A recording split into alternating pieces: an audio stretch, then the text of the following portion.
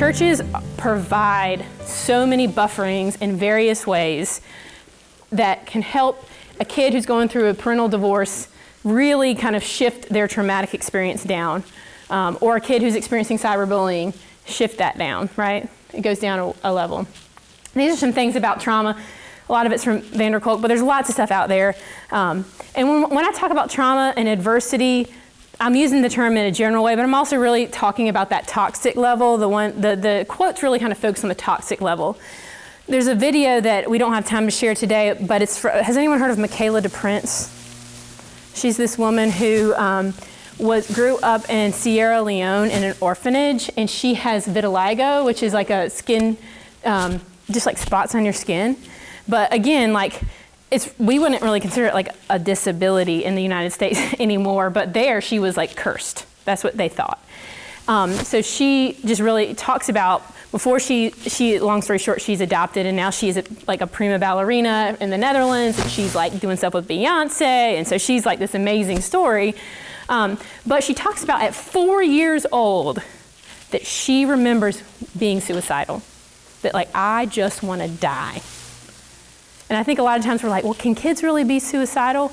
And they can, and it's scary, and hopefully most of children have buffering, but when you're living in an orphanage and you're the last kid to get food and the last kid to get clothes, and you're not probably going to get adopted because you got spots on you, that's what kind of how you get to that place of, oh my God, I have nothing, I might as well die.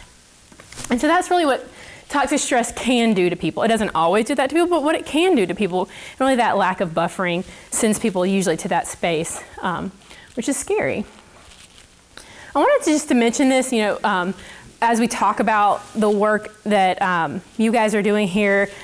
Are you all working in North Carolina? Just to be clear. Okay. So if you suspect someone is a child or an adult who is disabled is experiencing trauma, we just wanted to make sure you knew what to do. According to the general statutes in North Carolina, any person who suspects child abuse or neglect or dependency is to report. So that means all of us. That's not like certain types of positions. And clergy, just to be clear, are not privileged from that law.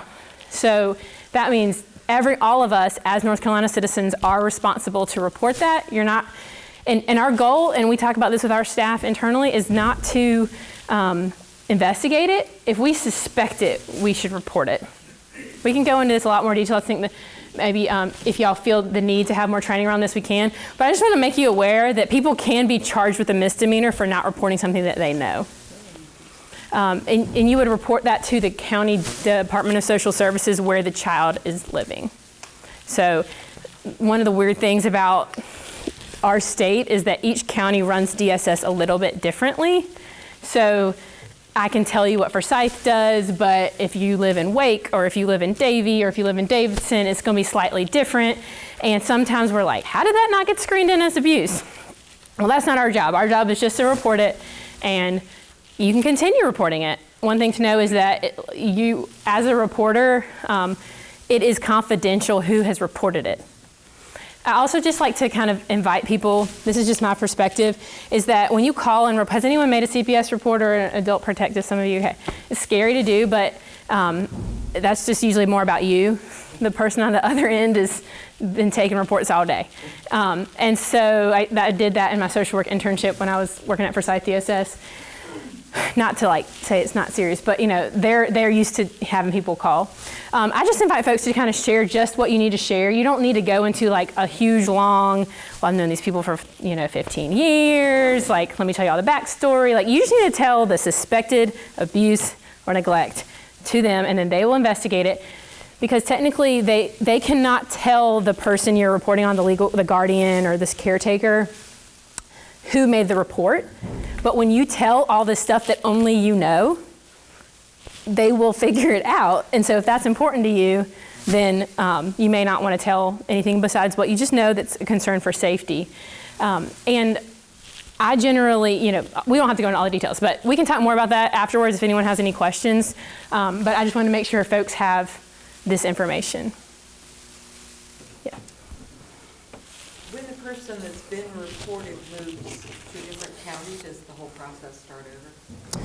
It just kind of depends. I mean, a lot of people do jump counties. Like, I'm not going to lie to you, that happens a lot. So a lot of times people move county to county. And so there can be like inter-county communications, but technically like Forsyth County has jurisdiction in Forsyth County, and Davie County has jurisdiction in Davie County, and Surrey County, where I live, has jurisdiction in Surrey County. So there are people who jump county to county, and it kind of does sometimes start over. Are all the agencies required to, if they know that person has moved, to follow up with You know, I don't know, I would imagine, I'm not sure exactly the official like requirements. I mean, DSS workers like want kids to be safe. So I think that they want to do the best they can, but they also have a lot. It's one of those under-resourced parts of our government. And so I'm just going to be honest with you, there are people that kind of fly through.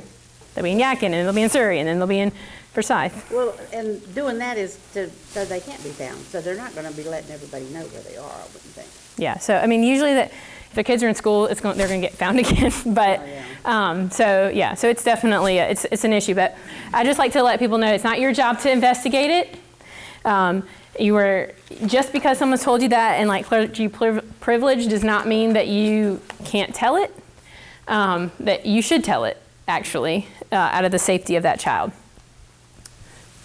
I work at Laurel Ridge Camp Conference Center, and I have had to do that, and it was with a first grader who was very, very open about the situation. And I called and I had to report it, and I knew that there was more that had been reported on this person. And so they did tell me that we will take this down, this will go in the file, but we are aware of what's going on. It was pretty obvious. Yeah, and oftentimes with those kinds of situations, sometimes someone's already made a report, but you still should make a report. Oh yeah. Just to be safe. So I want to transition us into this next section of the presentation, and in your handout you should have a document that looks like this. It says Adverse Childhood Experiences Study. This is one of those activities that you can participate in if you want to. If you don't want to, please don't. Please exercise self-care.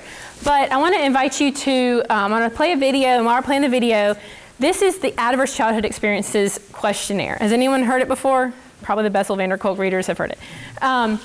And this is, what I want you to do, if you feel comfortable, is you have a note card in your handout.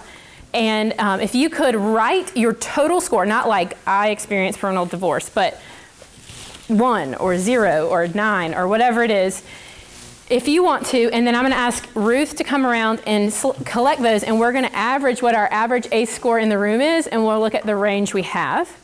And then we'll come back, there's the other side that we'll do later. And just to be clear, these are things that happened to you prior to your 18th birthday. So I'm going to show you a video to kind of set up what this is about and how it came. Do you want me to click these, or do you want me to click? Just the card. Don't. And if you don't even want to write down, you can just think in your mind. Like for every question that you answer yes to, it's 1 point. In the back, I think it's in the back of behind all the handouts are the 2 index cards. The 2 index cards. So this is, we're going to do our ACE score right now. We're going to come back to our resiliency score. But if you have time, you can go ahead and fill that out. And while we're filling it out, I'm going to go ahead and show this video, and this also goes over the ACE questionnaire in the video. So just be kind of thinking about this as we go.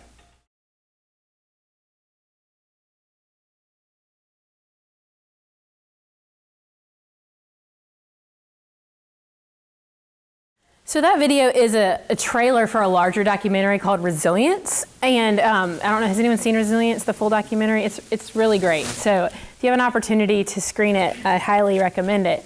But as we hear the story about ACEs, I think it's helpful to understand how they were really discovered. When I was in social work school, I graduated from Carolina in social work school in 2011, so like not very long ago. And they were not teaching at Carolina, which is like a good social work school, like a top social work school. They were not teaching this content. That was not taught to me when I was actually being educated as a social worker. And so I learned about this actually in a continuing education that was offered like a couple years after I was out of school, and it's really changed my entire career. And it's really interesting to see how, like, this is really new content. And so Folletti was working for Kaiser Permanente, and that's a healthcare company. And what do healthcare companies want? Healthy people, and they don't want to spend what? Money, right? Okay. And so they were doing this study on morbidly obese people. This is like Biggest Loser, like really like hundreds of pounds overweight type situations. And they were noticing, Folletti was noticing these people were like losing a lot of weight. Like it's like straight up like Biggest Loser. I don't know if any of you watch that show. They would lose like several hundred pounds and then they would gain it back. And it was like, what is going on, right? We're not supposed to ask what's wrong with them because that's like not trauma informed, but like that's what he's thinking, is that he hadn't discovered trauma informed yet. And so he starts changing up his interview questions of being like, what's going on here? And he asks a woman, so tell me, how much did you weigh when you had your first sexual encounter? And she said, 40 pounds. And he said, I'm sorry, I said, how much did you weigh when you had your first sexual encounter? And she said, 40 pounds. And he's like, okay, something is happening here. And so that was the kind of the beginning of discovering, you know, saw like 21% of the people in that study, it was originally an obesity study, and they came to realize that people's health outcomes are really tied back to trauma. And what we've learned, and we're gonna see a video in just a second from Dr. Nadine Burke-Harris, who's now the Surgeon General of California, is that our ACEs are actually more predictive of our health outcomes than our family history. So how many folks, last time you had a physical, hopefully that was in the last year because that's what you should do, were asked about their family history? Okay, how many people were asked what their ACE score was? Okay, so I think about this in the context of ministry. When you're going to the hospital, when you're in ministry with people who have, I mean, I feel like everyone that my husband's working with has diverticulitis, right? I mean, does anyone else see that all the time? I'm like, everyone has that. And we think about what, that's like gut problems. We won't go into the details, right? No one wants to talk about it, but our bodies are taking in this trauma. Some people who, they have learned now that like morbidly obese people, there's a very, very high rate of being sexually abused in that population. And so we've learned that experiences people have in childhood, like very traumatic experiences, do impact their long-range health outcomes. And I think as people who are providing, whether that's lay pastoral care or pastoral care as a clergy person, to be having that as a lens of like something has probably happened in this person's past, whether it's COPD or cancer, you know, we see high increases when people have a higher ACE score and all these things. So it really helps you kind of understand what may or may not be going on there. Question. Sure. I mean, the ACE score is applicable, is that's the word, for what age group? And childhood to what? 18, did you say? Yes, these are things, so if you finish this and Ruth can walk around and you want to participate in our average, you want to write down your total, so it might be 0, it might be 10. And I'm not asking you to share that if you don't feel comfortable, and you don't have to identify yourself by your ACE score, and we can do an average ACE score in the room. So if Ruth wants to walk around, if you want to hold up your card, you can fold it over and she can share that with you. But what we know is that a lot of times helping professionals have higher ACE scores than others. And why do you think that might be the case? Anyone have any guesses? You just want to pass your card to the end of the table, like the outside of the table, then I'll just come around again. Anyone have any guesses? Because they suffered and they don't want other people to suffer. Yeah, a lot of times this is like we have experienced these things, and so then we want to help other people who've experienced those things. And someone mentioned earlier, like, well, my mother died when I was a child, like that's not on the list. And that's a great point, and that's why I kind of like to do this toxic stress activity, because that wasn't one of the things that came up in the ACEs study, but that's certainly traumatic for you as a child, right? Of course, that would be traumatic. This is another thing that's just interesting to think about. It may be more applicable to us as United Methodists or Moravians, but the actual ACE study was a bunch of white, you'll see almost 75% white people who were old. So most of them were over 50, and they were college educated. So how many people, when you think of traumatized individuals, think of old, white, educated people? right? So that's who the 17th is. This is a good study for us people who are serving that population, right? But when we think about the broader population, we think about children in foster care, that's not who we're thinking about who's experiencing trauma. But what we know from this research is that is who's experiencing trauma. We are who's experiencing trauma. Everyone's experiencing trauma, and it's impacting us. I like to share, as we talked about in the toxic stress activity, that there's other things that are traumatic, right? And so now, as the research has developed, we call the traditional ACEs, the ones you looked at, those 10, the household or conventional ACEs. So those are adverse childhood experiences that we experience within our home. But there's also what has been now called expanded or community-based ACEs that have the same impact on our bodies. And they were identified in a study that's very recent, the Philadelphia Expanded ACE study. And in this study, they had nearly 1,800 as opposed to almost 18,000 participants. And they looked at these areas that some of you highlighted in our toxic stress activity as well. So they looked at witnessing violence, felt discrimination, adverse neighborhood experience, being bullied, and then living in foster care. And what they found is that in the almost 1,800 people that participated in the Philadelphia study, it was a more urban, more racially diverse population, and that in the Philadelphia study that 70% of the adults that participated had at least an ACE score of 1, and that 2 in 5 had experienced 4 or more ACEs. So in that population, there was a higher amount of ACEs being experienced. 25% of that population was living in poverty as identified in the study, and that 40% of this Philadelphia study population had experienced 4 or more of these. 4 out of 5. 4 out of 5.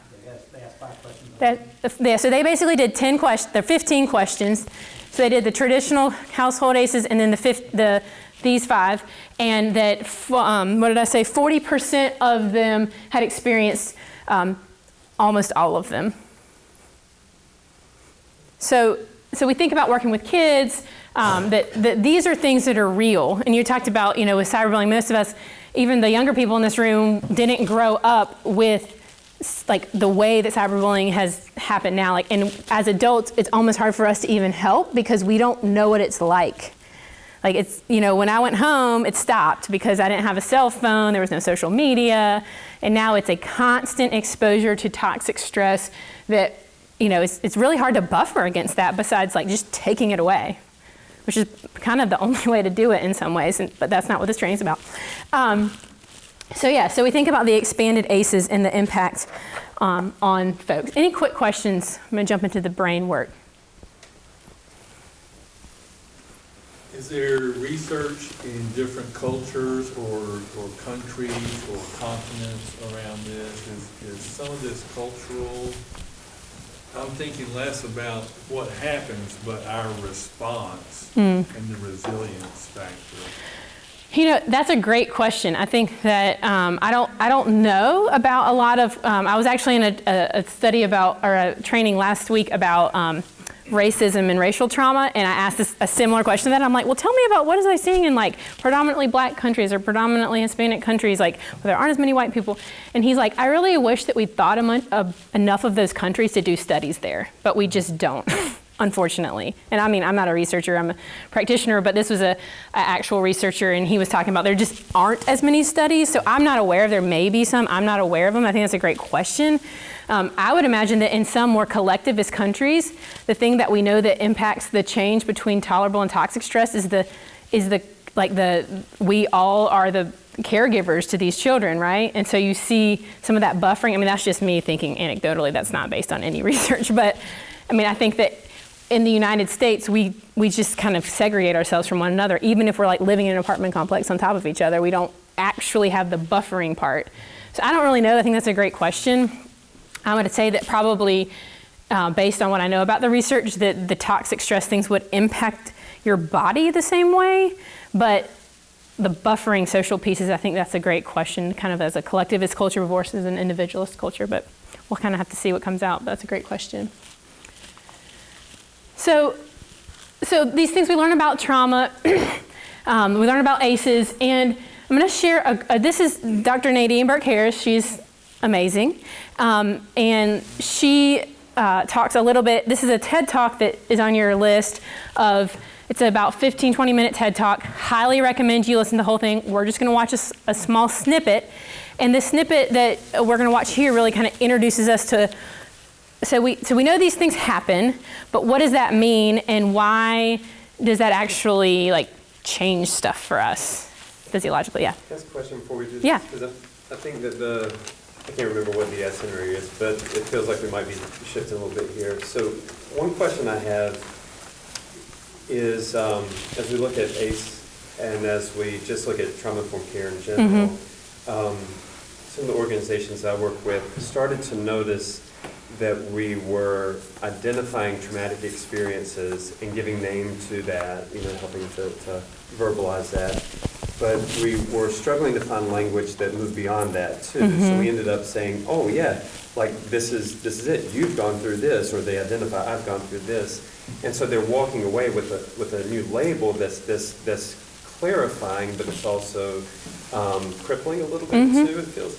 And so this other thing started coming up for us, this hope-centered approach that it sounds kind of light, but it really was an attempt to try to also name who you are through that, beyond that traumatic experience. So I guess I'm just asking, I mean, is there something in mind for helping trauma-informed communities, applying things like ACE and things like that, to also be able to get beyond the label that makes sense of things, but to who you imagine yourself to be beyond the trauma as well?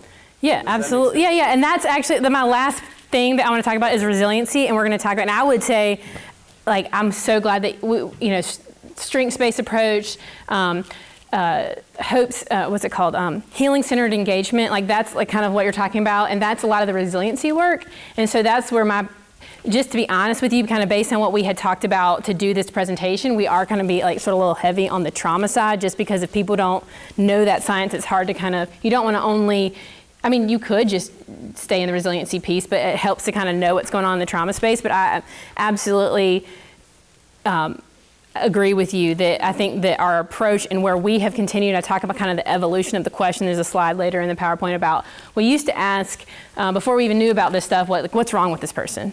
And then we started asking, what's happened to this person? That's like trauma-informed care. And so now the question is that we try to ask is, what's strong about you, right? Not even what's happened to you, because sometimes when I used to work at the domestic violence agency, I would work with some young parents, and these are like 12-year-old parents, 13-year-old parents, like young parents.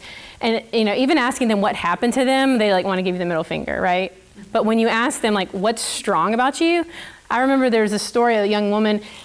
I was pregnant with my twins at the time, and she was 14 and had identical twins, and was like, that sucks. And I was like, wow, like she's the only person who's like actually been honest with me about this experience. Not that it's not a blessing, but like this is really hard. And like she has done it. Like, oh my gosh, talk about what's strong about you. Like, how do you, like, I mean, I could barely like feed a pet on time when I was 14, right? And like this woman is, like, if we kind of change the approach in working with them to not even, like, just to be clear, like I am not asking you and would highly recommend you never mention ACE if you're working with people. Like maybe, sometimes it can be empowering for them to be like, wow, something has felt wrong about me and now I know it's not my fault, but something has happened to me.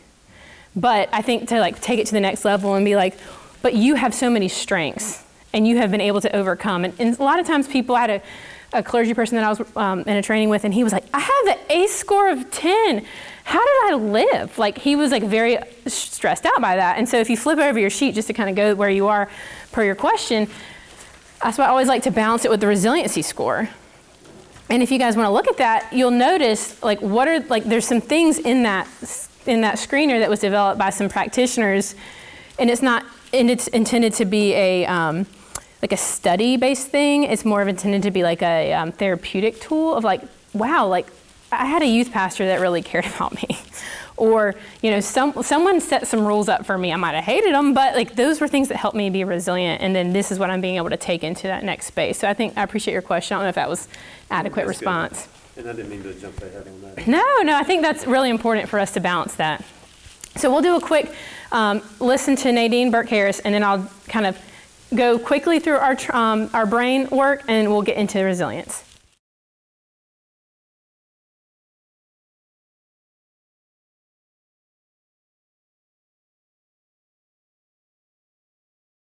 So Nadine Burke-Harris sets us up for kind of how this impacts our body and our brain. And has anyone heard of Dan Siegel's hand brain? Okay. Ruth, thank you. All right, so if you'll all take out your arms. I'm going to teach you neuroscience. How many neuroscientists are in the room? Everyone put your hand down, please. Okay, so this is your backbone, okay? This is your brain. This is your open brain. Right here is your survival center of your brain, okay? So this is where you have your fight, flight, or freeze section of your brain. This is the part that develops first. This is the part we share with reptiles. So it's where your heartbeat is, where your breathing is. And right here is your limbic system, or your emotional center. So if you want to put your limbic system, sits on top of your survival center, okay?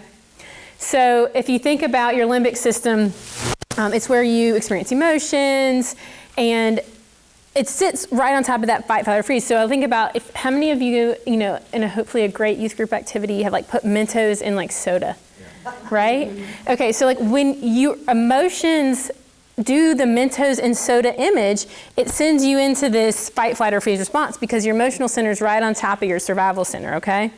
So this is like high-level neuroscience, y'all. And so that's why we talk about, going back to the community meeting, how you're feeling, because if you can kind of catch how you're feeling, then you might not act in a fight, flight, or freeze zone, right? So on top of your limbic system, so survival center, limbic system is, let's take it down on top. This is your cortex, or prefrontal cortex is right here. That's where your thinking center is, so it's right here. So what we know is that when we are triggered, and we kind of go back to a trauma memory, this is what happens to our brain. And Siegel talks about it, we flip our lid. There's some great YouTube videos out there. And so a lot of times children who are experiencing trauma have flipped their lid and they're acting like they've seen a bear in the woods. But you're like, we're in Sunday school, or we're at home, or what is happening? And and Ruth may kind of relate to this as having been a foster parent, that there's a story that one of our staff tells about how they had a child that came into their home, safe home. It's easier to get approved to go into a country with multiple visas than to become a foster parent. It takes so much. These people are put through a lot. Am I right? Yeah. So, these are safe homes, we think, right? And so this child gets there, he's in a safe home, and the family's hanging out, the foster care supervisor is still there just to kind of help the transition, and all of a sudden, the foster dad picks up a soda and goes,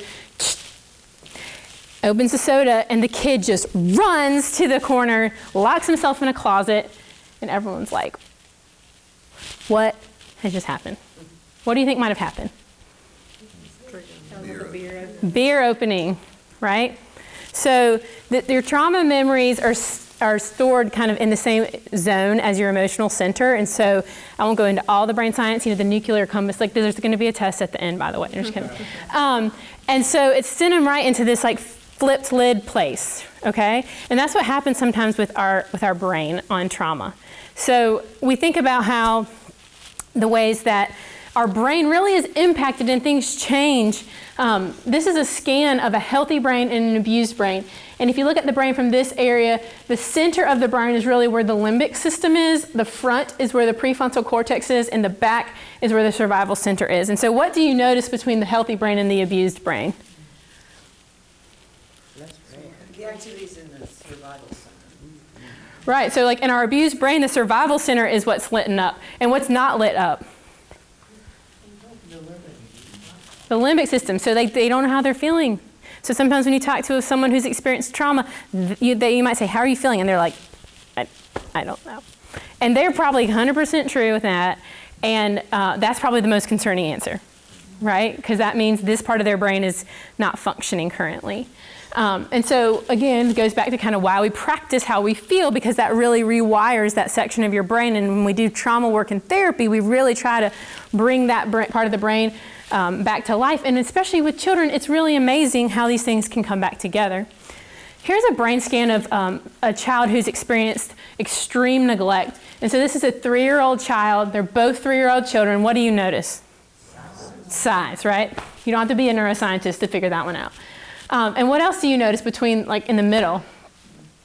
There's empty spaces. Right, which is the limbic system, yeah. So this is a normal 3-year-old brain. This is a brain that has experienced neglect. And we see this sometimes in the children we serve, that their brains and their heads are like literally smaller, right? And they have to recover from that. And also they don't know how they're feeling because their limbic system hasn't developed. And I had, like I said, twins, and we went through limbic system development, aka terrible 2s and 3s. And that's what's happening for children at that age range. It's like really hard for the parents, maybe grandparents, but their limbic system's developing and they're figuring out how they're feeling. And while it's not helpful sometimes for you as a caregiver, we want to see that. And so, another story we talk about is when you have a 3-year-old who's just sitting there like, that's not normal, right? That's not normal. We don't want that. We want their brain to develop healthily. So also, let's talk about so when you are born, when you have a baby, send yourself back to that place, like what are the things that babies can do without us doing them for them? Cry. Pee and poop, yes. Breathe. Sleep. Yeah. So eat is the other one, right? So those are the 5 things that kind of, when you're born, no one has to teach you how to do those things, right? So as we think about the way trauma impacts us, and even kind of the way trauma impacts our body, is that when you are stressed out, how's your sleep? Okay, how's your peeing and pooping? Just asking for a friend. Like, it's not good, right? Not working like it's not supposed to, right? What about eating? Too much or not enough. Too much or not enough, all right? What about what about breathing? Sometimes, breathing can be disrupted. And then what about your crying or your emotions? They're impacted. They're out of control. They're out of control, right? So these are the things that impact our body. Like trauma impacts our body in these ways. And here's some different things that happen to your body. But if you think about it, like even in utero, we can be impacted by trauma and those pieces of how our body works. So people who've experienced trauma kind of through the lifespan from conception on, there's different ways with kind of, if you think about it through those 5 lenses, and that oftentimes development is supposed to be like a pyramid like this, like we get our physical things under control, and then we can develop the social emotional regulation pieces, and then we come up to like cognition, and we want to be, when we're in adolescence and adults, we really want to be like mainly focusing on our cognitive needs, right? Because that's our development. But oftentimes the people who've experienced trauma, it's an inverted pyramid, right? They've never been able to kind of hit that bottom of Maslow's hierarchy of needs and get those survival things met. So it's, a lot of times if we're not trauma informed, we want to just start talking to them and like rationalizing it out and like using this part of our brain, but that is not the part of their brain that they have, a strength in using. Not because of something that they've done, but because they haven't been able to regulate the base needs of what they need. And so thinking about this image when you're talking with someone who has experienced trauma, probably cognitive ways to engage them is not going to work. I think one of the things that we have a gift for in the faith community is that we have rituals.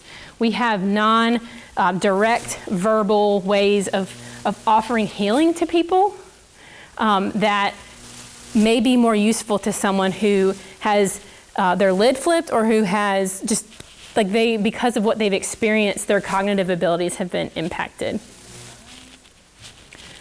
So, thoughts, questions about the brain or the body impacts?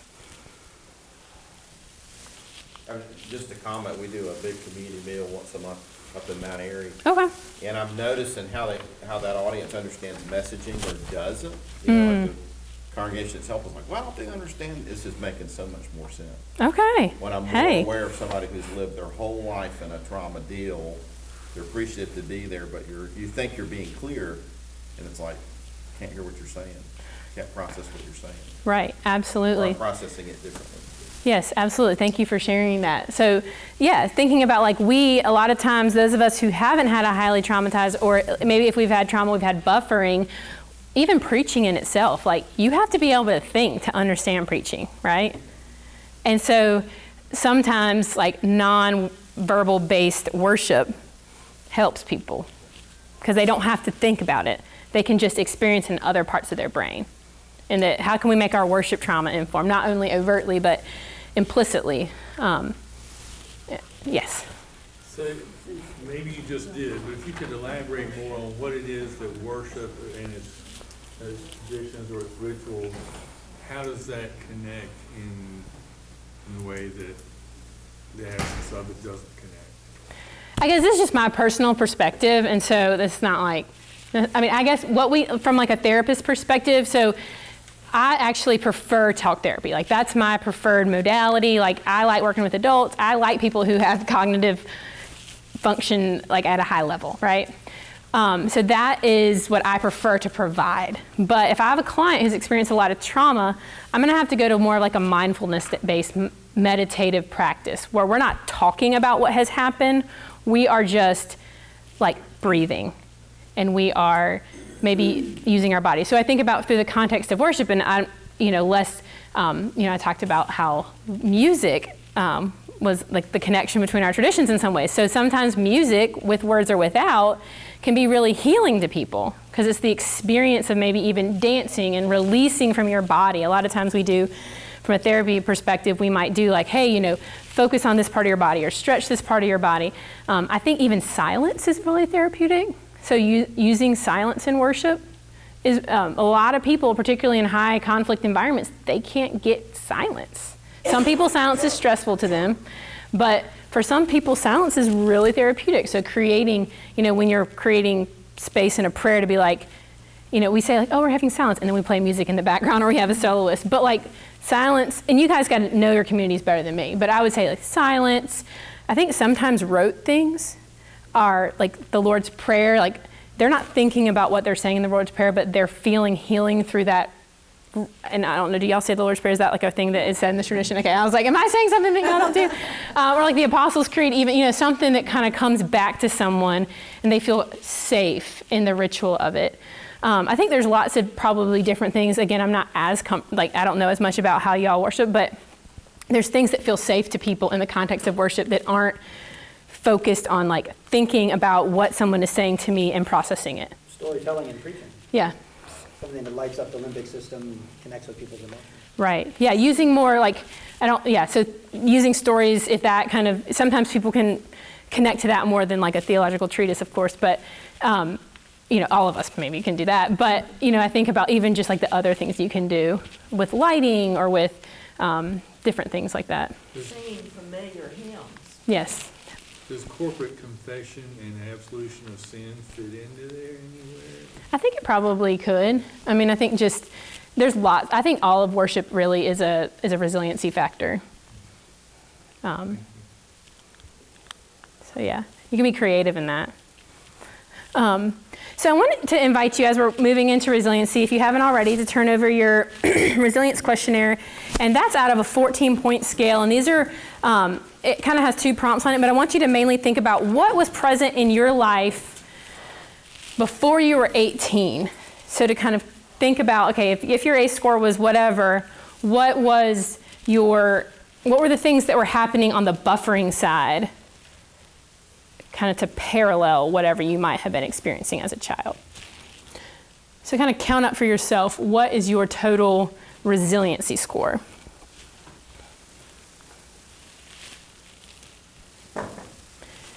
And as you're doing that, I'm just going to move into our resilience piece. So this is a picture of Michaela DePrince, who I talked about, who had vitiligo, was an orphan in Sierra Leone. And so, I invite you to look at her story because it's a great story of resilience. we think about resilience, there's several different folks who have defined resilience, and I really like the definitions around resilience that talk about not necessarily bouncing back, but bouncing forward. You know, as Russ was talking about, like the strengths-based approach or the healing-centered engagement. So thinking about how are we to bounce forward in light of what we have experienced? A lot of times, people talk about Enneagrams. I don't know if all y'all are familiar with Enneagrams, but a lot of us in this profession want to help people. We always want to provide help. And sometimes that almost even looks like we're rescuing them, right? We just want to be like the rescuer and like the one who's like made them better. And that's not the goal. We cannot take away someone's trauma. If you have an ACE score of 8, you have an ACE score of 8. Like, we can't undo that. Like, unless you have like a time machine, you can go back to that time and make it happen. Like, we can't take it away. But what we can do is create more opportunities for resilience.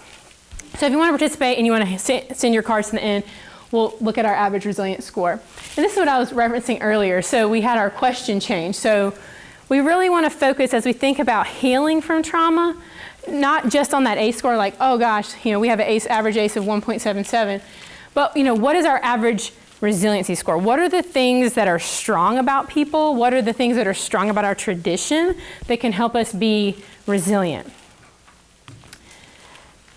Amanda Moreno from the Erickson Institute talks about, again, introducing that concept of buffering. And I think that that really helps us not cement the toxic stress in people's lives. So I want to, for time's sake, we're going to do this as a large group, but I'm going to what are some examples of things that your church or that your larger faith community denomination do that you feel like are resiliency factors? I'm going to just start with A. We'll do them in alphabetical. We'll just kind of see how many of the alphabet we can get. So what's something that starts with A that y'all do that is a resilient, something that helps someone spring forward? Accepting. What about B? Sense of belonging. Belonging. C? Caring. Caring. What about D?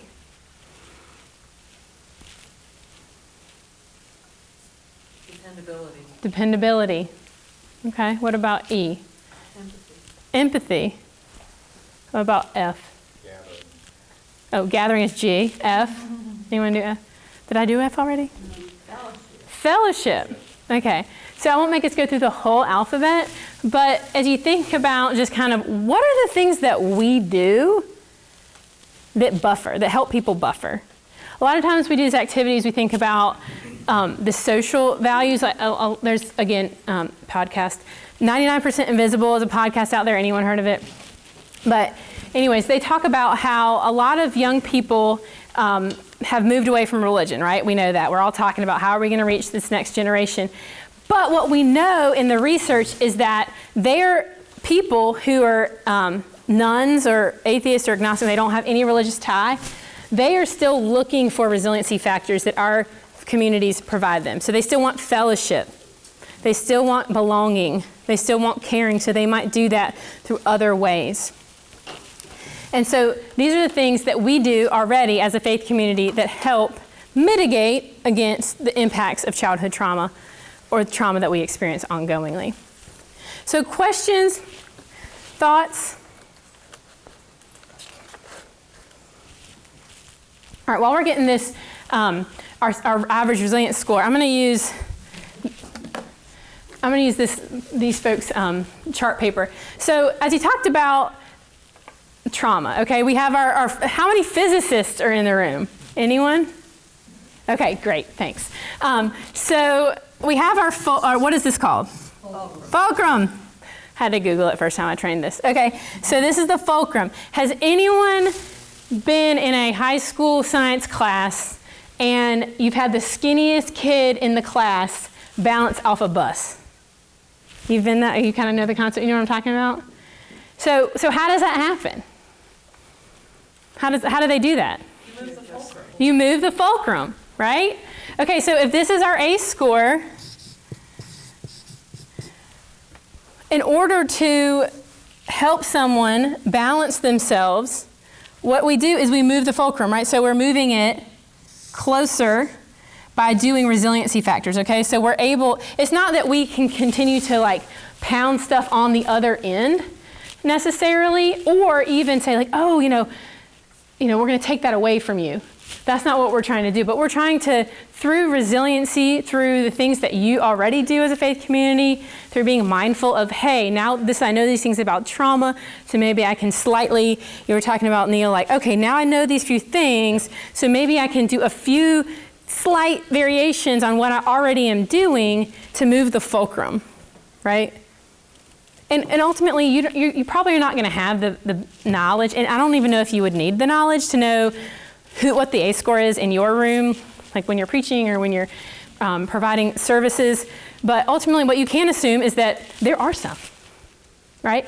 And we talk about, I don't know if there's any healthcare providers, but we would, now when we teach first aid CPR, it's like everyone wears protective gloves. And if you don't have a communicable disease, it actually doesn't hurt you if I am wearing protective gloves, right?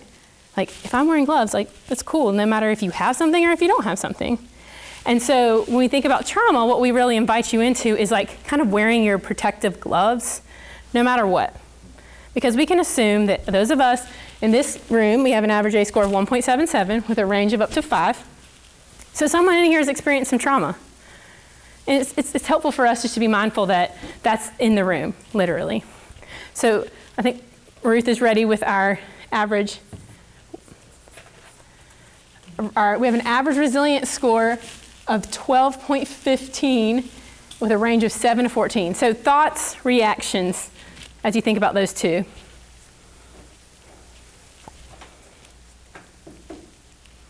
Explains why our ACE score is relatively low. I mean, to me, our resiliency score is relatively high. It's very high. Yes, it is very high. It's great. It's not a bad thing. Yeah. It suggests privilege. Absolutely. Absolutely. Although not necessarily. No, but it suggests rather Yeah. than confirms. I mean, I've really loved doing trainings like this with the faith community because I believe that the faith community can provide pretty much everything in a lot of ways on that sheet, right? And people trust, hopefully, the faith community. And if they have a bad experience, then they sometimes don't ever again. But, there can be a huge fulcrum shift by the work that you all are doing, whether it's at camps, local churches, in the community. But you're doing great work. And so I just appreciate the work that you are doing. I know I've gone right to the end, so I want to be mindful of that for your time. But any quick questions? Well, and I would like to ask you to stay a few minutes past 12, if you will, because we do have our mental health resource team is here, and they just want to discuss a few sort of local resources related to mental health, and then I want to be sure that you complete the evaluation. But I also want you to be able to have questions for Meredith. So I'll stay after unless the group wants to take group questions, but I just want to say I appreciate you guys prioritizing this. Everyone is very busy, and that this is it's a privilege and honor to be with you, to walk alongside you through this journey. Anything I can do, my business card is in the packets. Certainly invite that. Obviously, you can tell it's a lot of content to kind of. Usually we do like a longer training, but anything that we can do to get the information out is really a privilege. And so thank you for the work you're doing. You are making a difference. And please let me know if there's any questions I have.